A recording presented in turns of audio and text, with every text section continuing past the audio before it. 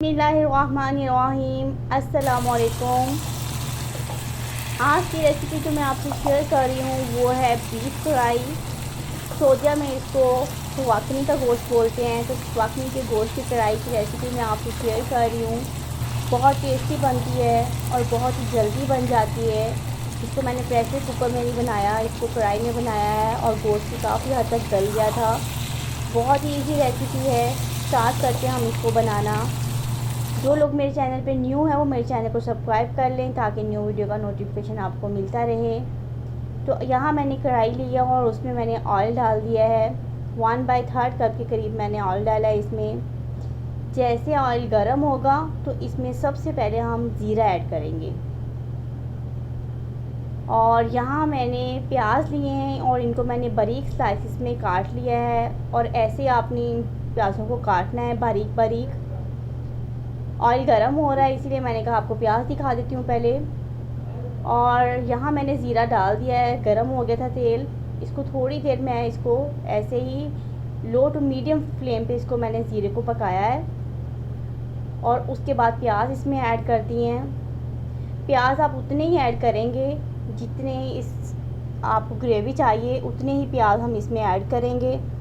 जो मैं रेसिपी आपसे शेयर कर रही हूँ वो 2 kg मैंने लिया है मीट, उसकी शेयर कर रही हूँ। प्याज मैक्सिमम हम 7 से 8 प्याज लेंगे और उनको बारीक बारीक काट लेंगे। और जैसे ही हाफ़ कुक होंगे तो उसके बाद हम इसमें जिंजर गार्लिक का पेस्ट 2 टेबलस्पून भर के ऐड करेंगे और उसको फिर हम पकाएंगे। उसके बाद फिर ये मैंने टमाटर डाल दिए हैं। 7 से 8 टमाटर मैंने लंबे लंबे स्लाइसिस में काट लिए हैं।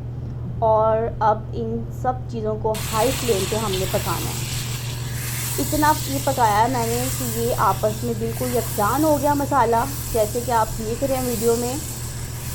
5 मिनट मैक्सिमम इसको हाई फ्लेम पे हम ऐसे पकाएंगे। और उसके बाद हम इसमें ग्रीन चिली बारीक काट के 7 से 8 अदद वो शामिल कर देंगे और इसके साथ हम फिर इसको पकाएंगे। मसाले को यहाँ हम जितना ज़्यादा भून लेंगे उतना ही ज़्यादा ये इसकी ग्रेवी बहुत अच्छी बनेगी। और उसके बाद मैंने इसमें नमक ऐड किया है और 2 मैंने इसमें कनौर के पीस डाल दिए हैं। और उसके बाद मसाले को फिर मैंने भूना और उसके बाद मैंने गोश्त ऐड किया है। और अब गोश्त के साथ इसकी भुनाई करेंगे ताकि मसाला इसमें रच जाए। सिर्फ नमक मैंने पहले ऐड किया था ताकि गोश्त थोड़ा सा नमकीन नमकीन हो जाए। और उसके भूनने के बाद मैंने इसमें अब ये लाल मिर्च डाली है, हल्दी डाली है और धनिया डाला है। और अब लौंग डाल दिए हैं, 4 से 5 अदद बादाम का फूल और दालचीनी का एक टुकड़ा डाला है।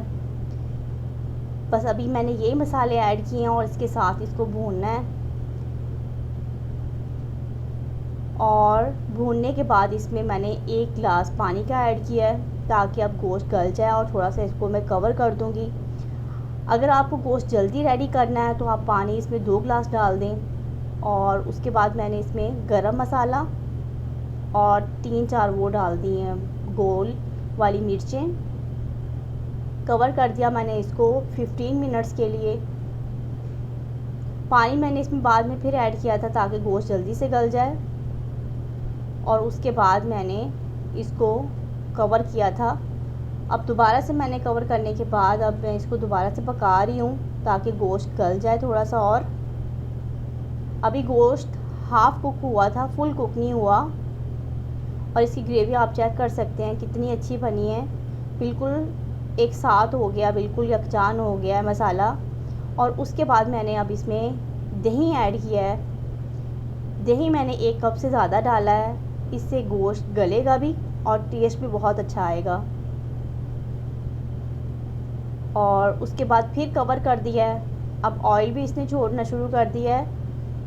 ऑयल भी बहुत अच्छा आ गया है और मसाला भी अभी काफ़ी है। अगर आप चाहें तो इसी स्टेज पे आप बंद कर दें। अगर आपको इतना मसाला चाहिए, अगर कम चाहिए तो इसकी थोड़ी सी और भुनाई करेंगे ताकि थोड़ा मसाला और कम हो जाए, ग्रेवी अच्छी से बन जाए।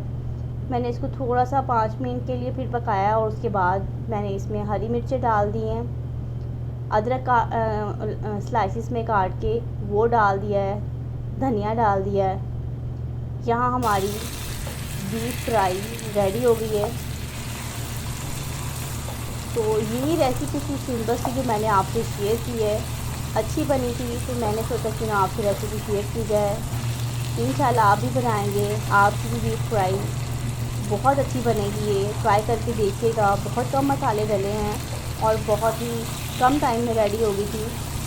तो कमेंट्स करके बताइएगा मुझे आपको कैसी लगी मेरी रेसिपी, और अगर अच्छी लगी हो तो लाइक कीजिएगा। मिलेंगे एक और रेसिपी में। अल्लाह हाफिज़।